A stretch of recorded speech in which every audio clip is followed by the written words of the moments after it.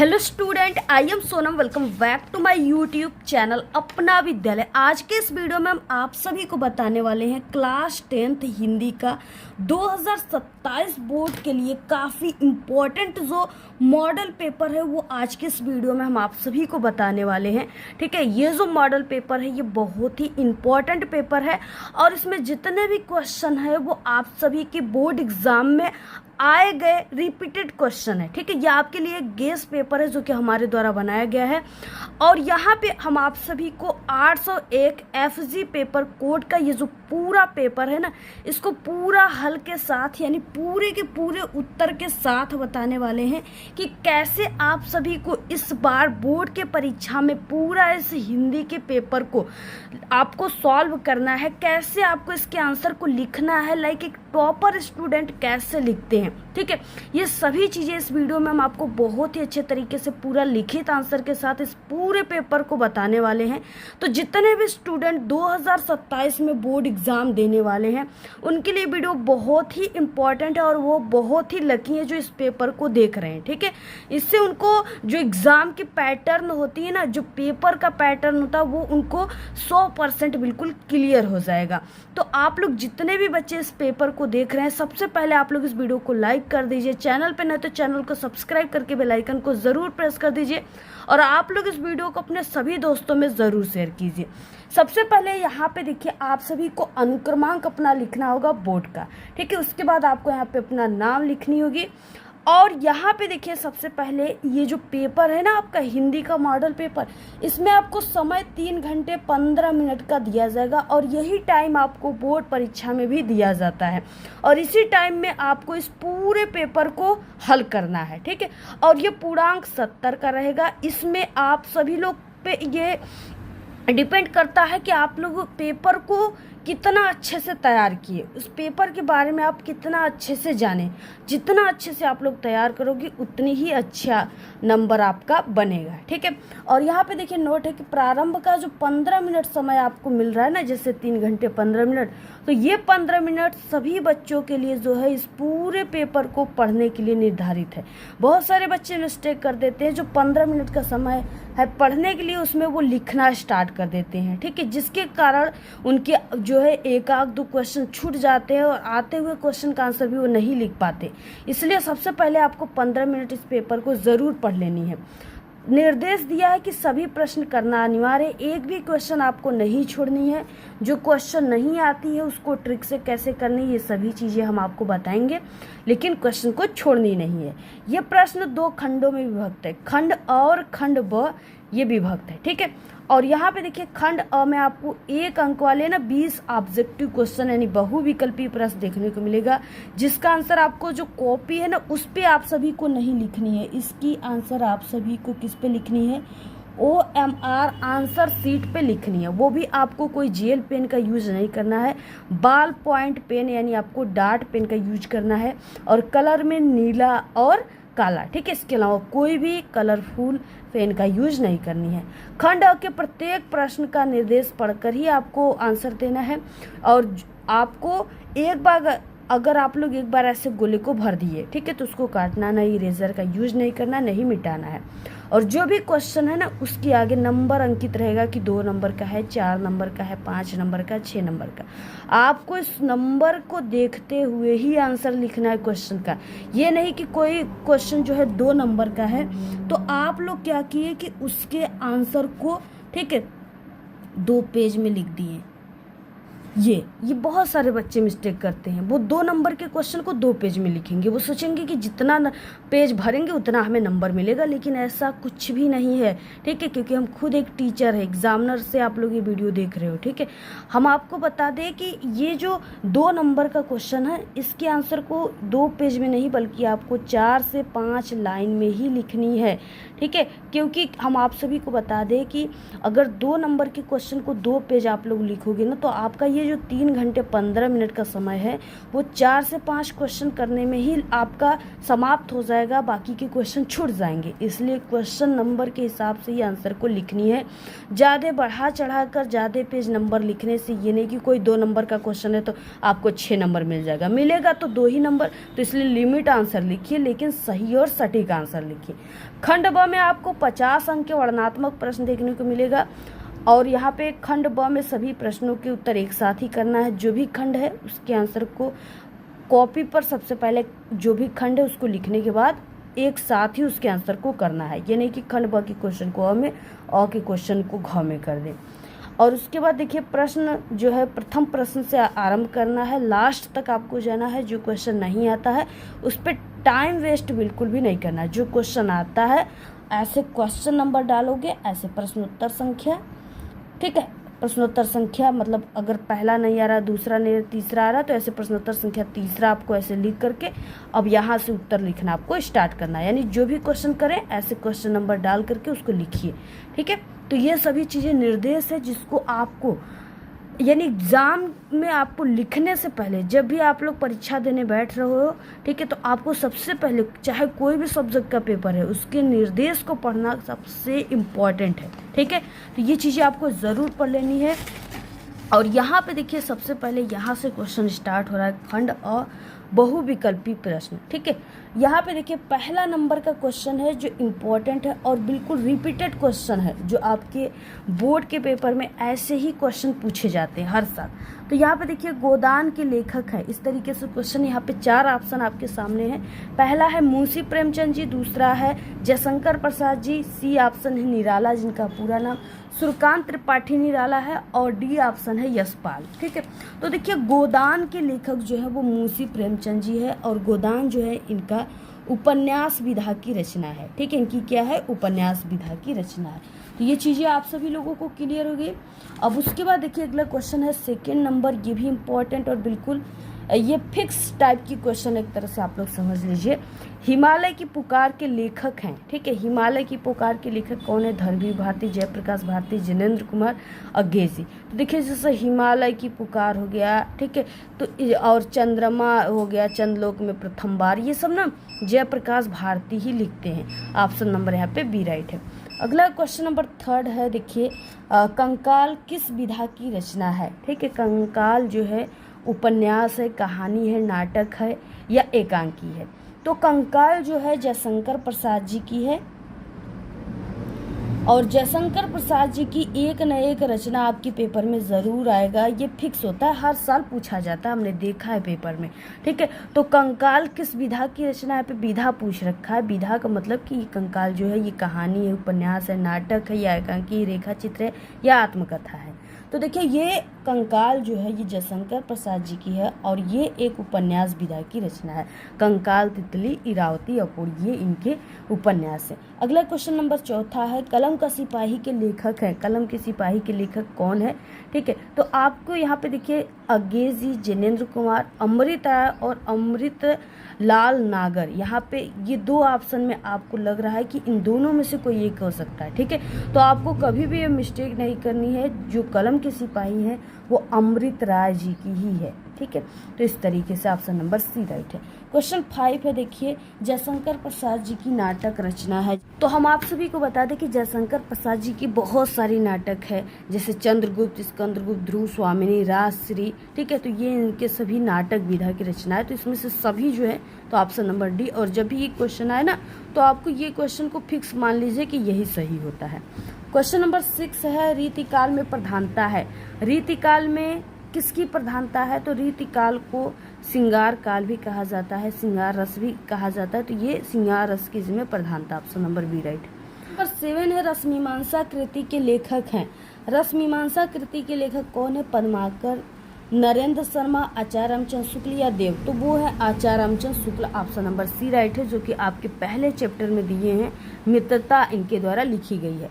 अगला question number 8वां है, महादेवी वर्मा की रचना है यामा युगांत युगपथ मिलन। ठीक है, तो यामा जो है यही है महादेवी वर्मा जी की रचना, ऑप्शन नंबर ए राइट है।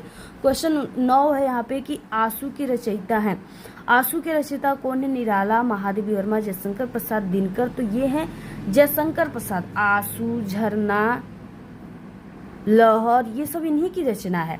अगला क्वेश्चन है 10वां नंबर का, रीति मुक्त कवि है। ठीक है, रीति मुक्त कवि कौन है? तो देखिए जो रीति मुक्त कवि है ना, वो है आलम भी है और ठाकुर भी है, बोधा भी है। ऑप्शन नंबर यहाँ पे डी राइट हो जाएगा। ठीक है, ये सभी जो है वो रीति मुक्त कवि है। अगला क्वेश्चन देखिए है 11 नंबर का क्वेश्चन है, तात तात हाँ तात पुकारी पंक्ति में रस है, इसमें कौन सी रस है? ठीक है, तो देखिए यहाँ पे बी रस है, शांत रस, करुण रस या हास्य। तो एक तात तात हाँ तात पुकारी, यानी एक तात का यहाँ पे अर्थ है पुत्र से, एक पिता से, यानी एक जो है पिता बहुत ही दुख में अपने पुत्र को पुकार रहा है, तो ये दुख के साथ पुकार रहा है, तो ये करुण रस हो जाएगा, यानी इसका स्थायी भाव शोक होता है। अगला क्वेश्चन नंबर देखिए है 12 नंबर का, पड़ी थी बिजली सी विकराल पंक्ति में उपमान है, इसमें उपमान पूछ रखा है। तो देखिए इसमें विकराल सी बिजली पड़ी थी, तो ये विकराल ही इसमें उपमान है। ऑप्शन नंबर यहाँ पे ए राइट हो जाएगा। क्वेश्चन नंबर 13 दिया है, रोला छंद है, रोला एक किस टाइप का छंद है, यहाँ पे पूछ रखा है। तो देखिए रोला यानी कि सम्मात्रिक है, अर्ध सम्मात्रिक है, विसम्मात्रिक है, व वणित वृत्त है। ठीक है, तो 13 नंबर का क्वेश्चन यानी रोला जो है एक प्रकार का सम्मात्रिक छंद है। ऑप्शन नंबर ए राइट हो जाएगा। क्वेश्चन नंबर 14 दिया है, अध्यादेश में उपसर्ग है, अध्यादेश में कौन सा उपसर्ग है? तो देखिए अधि, अध्य, देश, अध्या। तो जब भी आधा ध रहे ना, तो इसका मतलब आपको ये मात्रा दे देनी है। ठीक है, इस तरीके से अधि हो जाएगा। ऑप्शन नंबर ए राइट हो जाएगा। क्वेश्चन देखिए 15 नंबर में है, तस्याम में विभक्ति और वचन है। ठीक है, इसमें कौन सी विभक्ति और वचन है? तो तस्याम जो है ना, इसमें आप सभी का सप्तमी विभक्ति एक वचन। ऑप्शन नंबर सी राइट है। क्वेश्चन 16 है, त्रिलोक में समास है, त्रिलोक में कौन सा समास है? द्विगु, द्वंद, अव्ययी भाव, ठीक है, कर्मधारय। तो देखिए त्रिलोक में जो समास है वो द्विगु समास है। ठीक है, क्योंकि त्रिलोक यानी त्रि का मतलब तीन, तीन और ये जो है ये संख्यावाचक है, जहाँ पे संख्या का बोध होता है वहाँ पे द्विगु समास। ऑप्शन नंबर यहाँ पे ए राइट है। क्वेश्चन 17 है, पुष्प का पर्यायवाची शब्द है। ठीक है, नदी, पर्वत, फूल, हाथी। तो ये फूल जो है यही पुष्प की पर्यायवाची। ऑप्शन नंबर सी राइट है। क्वेश्चन 18 है, निम्नलिखित में संयुक्त वाक्य है, इसमें से ऐसे कौन वाक्य है जो संयुक्त है? तो यहाँ पे बी। ठीक है, वो लड़का गांव में गया और बीमार हो गया, यही है। ऑप्शन नंबर बी राइट है। क्वेश्चन 19 है, क्रिया का प्रयोग नहीं है, कौन सी ऐसा ऑप्शन है जिसमें क्रिया का प्रयोग नहीं किया गया है? तो इसमें देखिए है सर्वनामनी का प्रयोग। ऑप्शन नंबर यहाँ पे डी राइट है। क्वेश्चन नंबर 20 है, देखिए विशेषण पदों के परिचय में बताया जाता है। विशेषण पदों के परिचय में क्या बताया जाता है? भेद, लिंग, वचन और विशेष। ठीक है, ऑप्शन नंबर यहाँ पे बी राइट हो जाएगा। तो इस तरीके से 20 जो है अति महत्वपूर्ण ऑब्जेक्टिव क्वेश्चन है, जिसे आप लोग अच्छे से तैयार कर लीजिए। इसमें से आपके पेपर में क्वेश्चन जो है हर साल पूछता है, और इस साल जो है आपके पेपर में इसमें से क्वेश्चन जरूर आ सकता है, तो इसे अच्छे से आप लोग जरूर तैयार कर लीजिए। ठीक है, अगला देखिए क्वेश्चन 21 नंबर से स्टार्ट होता है, और यहाँ से खंड व वर्णात्मक प्रश्न रहेगा, जो कि आपका 50 नंबर में क्वेश्चन रहेंगे, और इसके लिए आपको समय सिर्फ 2 घंटे का मिलेगा। इसी में आपको करना होगा, 1 घंटे ऑब्जेक्टिव में और 2 घंटे इसके लिए। इस नंबर का क्वेश्चन है, निम्नांकित गद्यांश पर आधारित दिए गए प्रश्नों के उत्तर आप सभी को लिखना है, और ये क्वेश्चन 6 नंबर का, इसमें 3 क्वेश्चन है, आप 2-2 नंबर के क्वेश्चन है, और 2 गद्यांश दिया, दोनों में से किसी एक गद्यांश के तीनों क्वेश्चन के आंसर को आपको लिखना है। तो यहाँ पे देखिए सबसे पहले कि आपको इस गद्यांश को पूरा अच्छे से पढ़ना है, जिससे आपको ये क्लियर हो सके कि ये किस पार्ट से और इसके लेखक कौन है। ठीक है, यहाँ पे हम आपको कुछ ऐसे ट्रिक भी बताने वाले हैं, टिप्स भी बताने वाले हैं, जिससे आप लोग इसे आसानी से पहचान लोगे कि ये किस पार्ट के और इसके लेखक कौन है। सबसे पहले आपको गद्यांश को शुरू से अंत तक पढ़ना है। जैसे यहाँ से है, विश्वास पात्र मित्र, ठीक है, से बड़ी रक्षा रहती है, जिसे ऐसा मित्र मिल जाए उसे समझना चाहिए कि खजाना मिल गया। विश्वास पात्र मित्र जीवन की एक औषधि है, हमें अपने मित्रों से ये आशा रखनी चाहिए कि वे हमें उत्तम संकल्पों से दृढ़ करेंगे, दोषों और त्रुटियों से हमें बचाएंगे, हमारे सत्य पवित्रता मर्यादा के प्रेम को पुष्ट करेंगे। जब हम कुमार्ग पर पैर रखेंगे तो हमें सचेत करेंगे, जब हम हतोत्साहित होंगे तो हमें उत्साहित करेंगे। सारांश ये है कि वे हमें उत्तमतापूर्वक जीवन निर्वाह करने में हर प्रकार सहायता देंगे।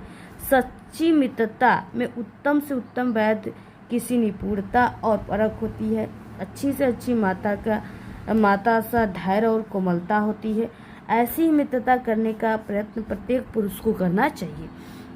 इसको पढ़ने के बाद अब नीचे क्वेश्चन आता है कि उपयुक्त गद्यांश का संदर्भ। ठीक है, संदर्भ में आपको पाठ का नाम और आप सभी को लेखक का नाम लिखना होता है। तो सबसे पहले कि आपको पहचानना होगा कि ये किस पाठ के है और इसके लेखक कौन है। तो इसके लिए ट्रिक क्या है कि जब भी आपके गद्यांश में ऐसे मित्रता आ जाए, मित्र आ जाए, संगति आ जाए, ठीक है, या इस तरीके से मित्रों आ जाए, तो आपको समझ लेना है कि ये जो है ये मित्रता पाठ से ही लिया गया है और इसके लेखक आचार्य रामचंद्र शुक्ल जी हैं।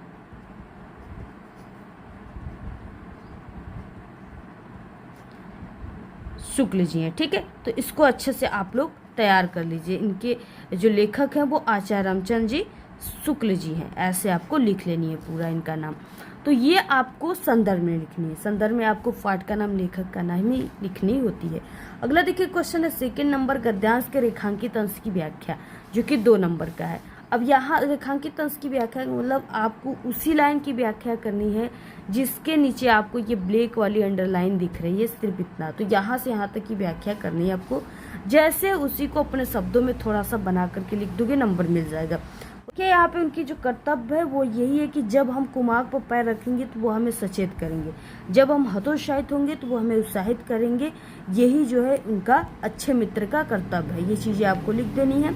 अथवा में देखिए क्वेश्चन है यहाँ पे, व्यक्ति अपनी उन्नति और विकास चाहता है। यदि एक की उन्नति और विकास दूसरे की उन्नति और विकास में बाधक हो तो संघर्ष उत्पन्न होता है और यह संघर्ष तभी दूर हो सकता है जब उसके विकास के पथ अहिंसा के हो। ठीक है, और हमारी संस्कृति का मूलाधार जो है वो इसी अहिंसा जो है तत्व पर स्थापित रहा है। जहाँ जहाँ हमारे नैतिक सिद्धांतों का वर्णन आया है, अहिंसा को ही उसमें मुख्य स्थान दिया गया। अहिंसा का दूसरा नाम, दूसरा रूप त्याग है और हिंसा का दूसरा यानी कि रूप और दूसरा नाम स्वार्थ है, जो प्राय भोग के रूप में हमारे जो है सामने आता है। पर हमारी सभ्यता ने तो भोग भी त्याग से ही निकाला है और भोग भी त्याग में ही पाया है। तो ये चीज़ें हैं। अब आपको इसमें क्या देखने को मिल रहा है, अहिंसा संस्कृति या नैतिक या हिंसा अगर इसमें आपको देखने को मिल रहा है तो ये भारतीय संस्कृति पाठ से लिया गया है।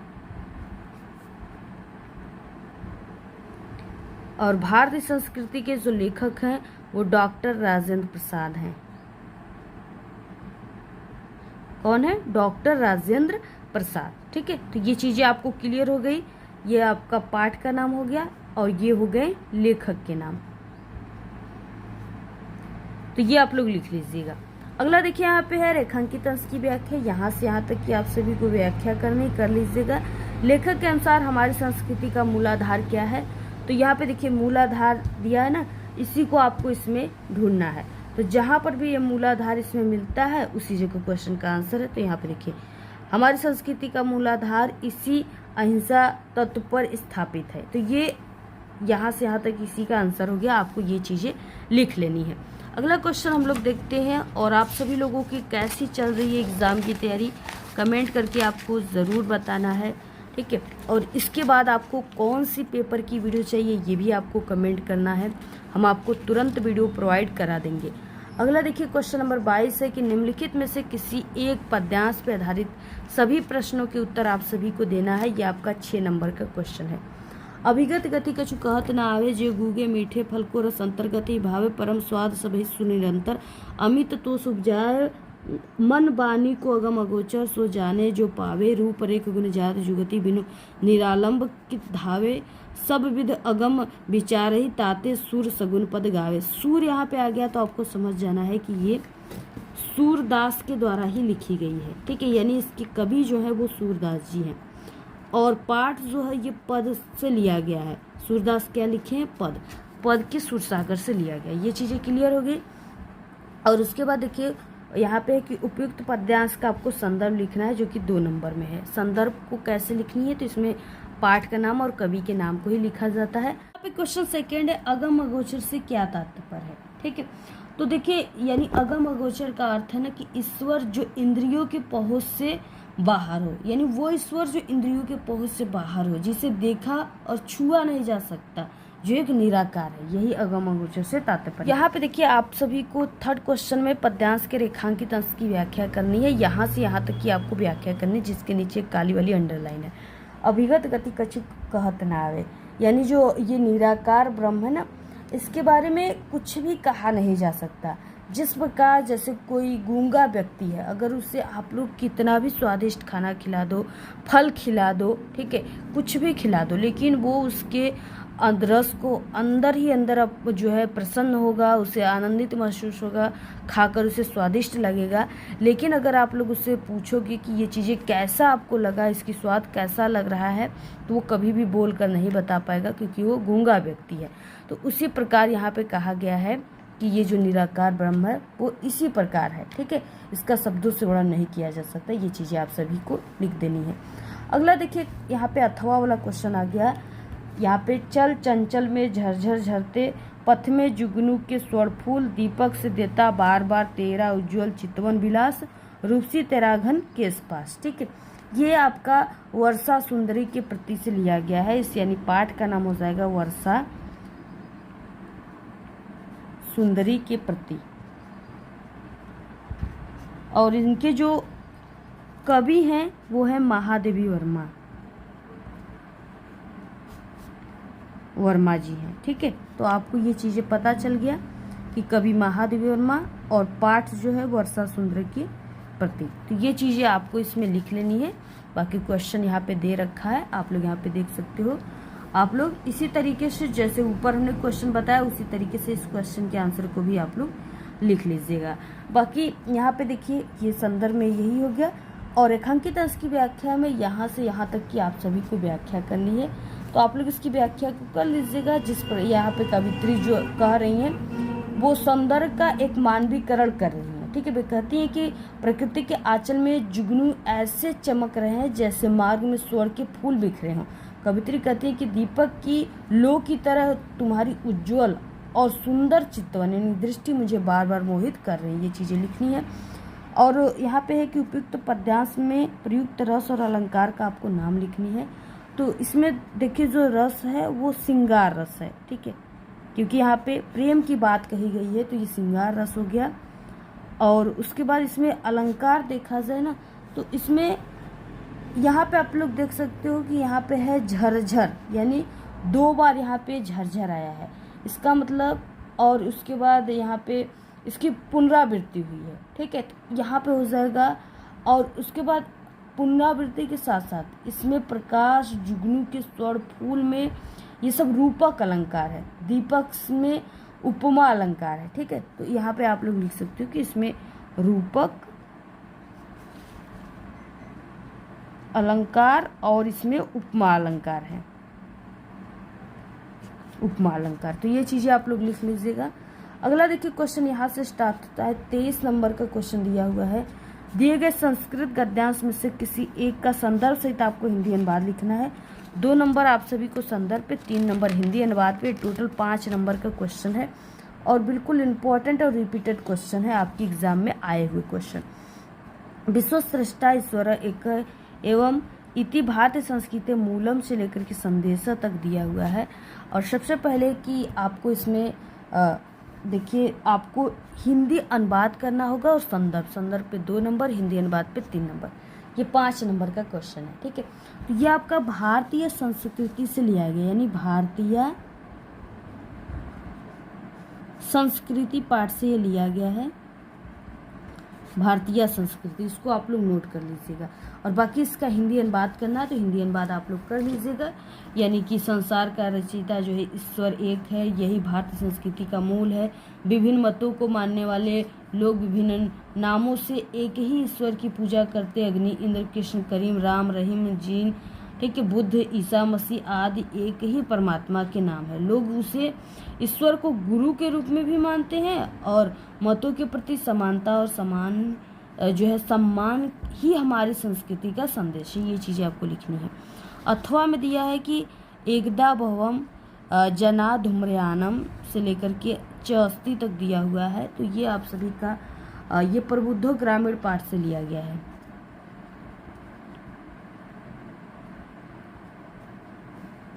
ये लिया गया है प्रबुद्धो ग्रामीण पाठ से लिया गया है, ठीक है। तो ये चीज़ें आप लोग पूरा इसका हिंदी अनुवाद लिख लीजिएगा कि एक बार बहुत से लोग रेलगाड़ी यानी धूम्रयान में सवार होकर नगर की ओर जा रहे थे। उनमें से कुछ ग्रामीण थे और कुछ शिक्षित नागरिक थे। गाड़ी में बैठते ही उन नागरिकों में से एक ने ग्रामीण का उपहास यानी हंसी उड़ा दिया, मजाक उड़ा दिया, करते हुए कहा कि ग्रामीण आज भी पहले की तरह शिक्षित और अज्ञानी है, न तो उनका विकास हुआ है और न ही हो सकता है। उसकी ऐसी बात सुनकर किसी चतुर ग्रामीण ने कहा कि हे भद्र नागरिक, आप ही कुछ बोले क्योंकि आप बहुत ज्ञानी हैं। ये चीज़ें आप लोग इसका लिख लीजिएगा। उसके बाद देखिए यहाँ से क्वेश्चन स्टार्ट है 24 नंबर का।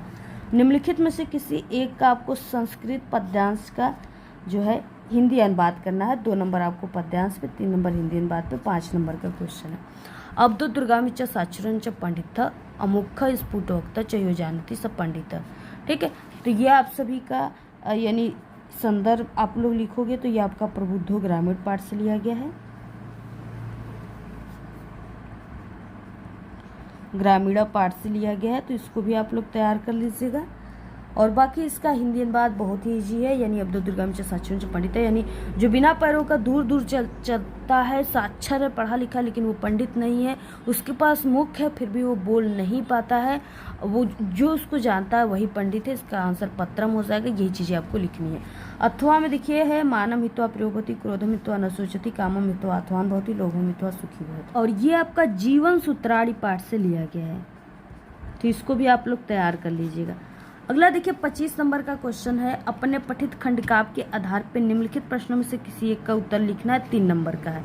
यह आपका जिला वाइज होता है, जिले के हिसाब से इसके आंसर को आपको लिखनी होती है। जैसे मुक्ति दूत हो गया, ज्योति जोहर खंडकाव्य, मेवाड़ मुकुट, अग्र पूजा, ठीक है, जय सुभाष हो गया, मातृभूमि हो गए, कड़ हो गए, कनवीर हो गया, तुमुल हो गया। तो ये सब चीज़ें हैं, इसको जिले के हिसाब से लिखना होता है, जिला वाइज होता है। तो आप लोग अपने टीचर से पूछ सकते हो, हमारे ज़िले में हिंदी वाले टीचर से, कि हमारे ज़िले में कौन सा खंडकाव्य आएगा। वो जो बताएंगे उसी को आपको पढ़ के जाना है, सिर्फ एक को। या तो आप लोग जिले का नाम और अपना खंडकाव्य कौन सा आएगा इसको आप लोग सर्च करेंगे अगर गूगल वगैरह पे, तो वहाँ पे भी आपको आंसर मिल जाएगा, ठीक है। तो इसे आप लोग तैयार कर लीजिएगा। क्वेश्चन अगला आता है 26 नंबर का क्वेश्चन। दिए गए लेखकों में से किसी एक लेखक का जीवन परिचय देते हुए उनकी प्रमुख रचना का उल्लेख करना है। आप सभी को रचनाओं पर मिलेगा, 3 नंबर जीवन परिचय पर। टोटल 5 नंबर का क्वेश्चन है और ये इंपॉर्टेंट क्वेश्चन है, ठीक है। आचार्य रामचंद्र शुक्ल, जयशंकर प्रसाद, डॉक्टर राजेंद्र प्रसाद। तो आप लोग को तीनों में से किसी एक पे लिखना होगा, तो आप लोग लिख लीजिएगा। जैसे ये जयशंकर प्रसाद का इम्पोर्टेंट है, तो आप लोग इसका यानी 1889 में इनका जन्म हुआ था, ये चीज़ें याद कर लीजिए। काशी में हुआ था और 1937 में मृत्यु। अगर ये चीज़ें दोनों चीज़ें आपको याद है तो आप लोग जीवन परिचय को आसानी से लिख सकते हो, ठीक है। तो आप सभी लोग इसके बारे में लिख लीजिएगा। और क्वेश्चन ख नंबर दिया है कि यानी इसमें से 3 कवि दिया है, इसमें से आपको किसी एक कवि का जीवन परिचय और रचनाओं को लिखनी है। 2 नंबर रचनाओं पर, 3 नंबर आपको जीवन परिचय पर मिलेगा। जयशंकर प्रसाद जी की रचना को भी आप लोग जानिए, जैसे कि ऑप्शन में हमने 2-3 रचनाओं को बताया है, ठीक है। जैसे झरना हो गया, लहर हो गया, तितली, रावती अकुड़, ये सब। उसके बाद इसमें देखिए आप लोग तीनों में से किसी एक को लिखिए। महाकवि सूरदास, बिहारी लाल या महादेवी। तीनों इंपॉर्टेंट है, तीनों में से किसी एक को लिखना है। जैसे सूरदास हो गए तो इनका 1478 ईस्वी में जन्म हुआ था रोनकता नामक स्थान पे, तो ये चीज़ें आपको लिखनी है, ठीक है। और उसके बाद या तो आप लोग महादेवी वर्मा का लिख सकते हो, 1907 में हुआ था, तो आप सभी को लिख देना है। इनकी रचनाएं 1-2 याद कर लेनी, जैसे सूरसागर, सूरसरावली, इनकी रचनाएं हैं। अगला देखिए क्वेश्चन है 27। अपने पाठ्य पुस्तक से कंठस्थ किया कोई एक श्लोक लिखनी जो इस प्रश्न पत्र में ना आया हो, 2 नंबर का है। तो सर्वे भवन्तु सुखिनः, सर्वे सन्तु निरामयाः, सर्वे भद्राणि पश्यन्तु मा कश्चित् दुःखं भाग्, ये वाला लिख लीजिएगा। 28 नंबर का क्वेश्चन है। परीक्षा से पूर्व कोर्स पूरा कराने के ये अतिरिक्त क्लास की व्यवस्था के लिए प्रधानाचार्य को आपको पत्र लिखना है। 4 नंबर का क्वेश्चन है। अथवा में अपने जन्मदिन पर मित्र के द्वारा भेजे गए उपहार के लिए धन्यवाद। ठीक है, दोनों में से किसी एक को करना है। बहुत ईजी होता है लिखना। हमारे चैनल पर लिखने की कई तरीके हैं, आप लोग ज़रूर देख लीजिए। जीवन परिचय लिखने के ट्रिक, ठीक है, और जो है पत्र लिखने की ट्रिक, निबंध लेखन लिखने की ट्रिक, सभी चैनल पे हमारी ट्रिक है, ज़रूर देखिए। इस वीडियो के लास्ट में प्लेलिस्ट लगा देंगे, वहाँ से भी देख सकते हो। तो आपको बस शुरुआत ऐसे, जैसे ये पेज है यहाँ से करना है, सेवा में, ठीक है। उसके बाद किसको लिखनी है, तो प्रधानाचार्य जी को। तो महोदय यानी प्रधानाचार्य महोदय, अपने स्कूल कॉलेज का नाम लिख दो। विषय अतिरिक्त कक्षाओं की व्यवस्था है तो आपको प्रार्थना पत्र लिखनी है। महोदय, श्रमणीय निवेदन है कि आगामी बोर्ड परीक्षाओं के लिए हमारी हिंदी और गणित का पाठ्यक्रम अभी अधूरा है, समय कम होने के कारण हम चिंतित हैं, अतः आपसे विनम्र निवेदन है कि इन विषयों के लिए विद्यालय के पश्चात 1 घंटे अतिरिक्त कक्षाओं की व्यवस्था करने की कृपा करें। ठीक है, व्यवस्था करने की कृपा करें। उसके बाद धन्यवाद, आपका आज्ञाकारी शिष्य। और आपको नाम नहीं लिखना है, क ख ग लिख दीजिए उसके जगह पे, और क्लास 10th। उसके बाद देखिए क्वेश्चन 29 है। निम्नलिखित प्रश्नों में से किन्हीं 2 प्रश्नों के उत्तर आप सभी को संस्कृत में देना है। कुत्र मरणम मंगलम भवति, तो बस आपको लिख देना है वाराणसी मरणम मंगलम भवति, कुत्र की जगह, या वाराणस्याम। ठीक है, वाराणस्याम मरणम मंगलम भवति। उसके बाद देखिए पूर्वराजा के सयुद्धम अकरोत, तो पूर्वराजा अलछेंद्रेण सयुद्धम अकरोत।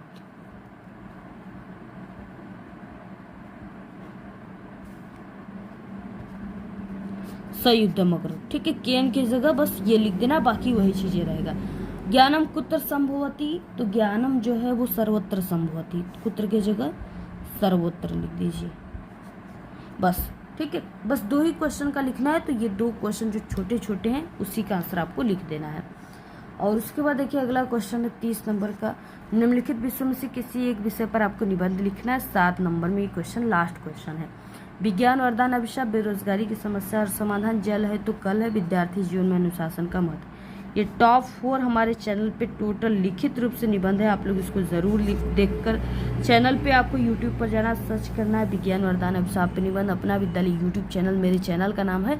जो भी टॉपिक आपको चाहिए सर्च करके देख लेना, आपको यूट्यूब पर हमारी वीडियो सबसे पहले मिल जाएगी, वहाँ से आसानी से देख सकते हो आप सभी लोग। ठीक है, जैसे विज्ञान वरदान अभिशाप पे निबंध है तो इसमें प्रस्तावना, वरदान के रूप, अभिशाप के रूप, निष्कर्ष, ठीक है, और बाकी विज्ञान का क्या क्या क्षेत्र है हमारे जीवन में, क्या क्या जो है उपयोग है, अनुपयोग है, ये सब चीज़ें आपको लिखनी है। ये सभी क्वेश्चन आप लोग अच्छे से तैयार कर लीजिएगा। इंपॉर्टेंट है हिंदी का ये पेपर। और ऐसे आपको अगर किसी और सब्जेक्ट की पेपर चाहिए तो कमेंट कीजिएगा, और ज़्यादा से ज़्यादा वीडियो को शेयर कीजिएगा। ठीक है, ज़्यादा से ज़्यादा लाइक कीजिए, अच्छे अच्छे कमेंट कीजिए, और हम आपकी तैयारी बहुत ही कम दिनों में इतना परफेक्ट तरीके से तैयारी करा देंगे कि आप लोग कम दिनों में ही बिल्कुल 100% टॉपर बनने की गारंटी हमारे चैनल की है। और हम आपको एक कमज़ोर से कमज़ोर विद्यार्थियों को हर साल इस चैनल पे टॉपर बनाते हैं, और आपको भी बनाएंगे। ठीक है, ये मेरा संकल्प है, और आप लोग भी इस संकल्प को जो है पूरा कीजिए। आप लोग वीडियो को ज़्यादा से ज़्यादा शेयर कीजिए, लाइक कीजिए और कमेंट कीजिए। धन्यवाद।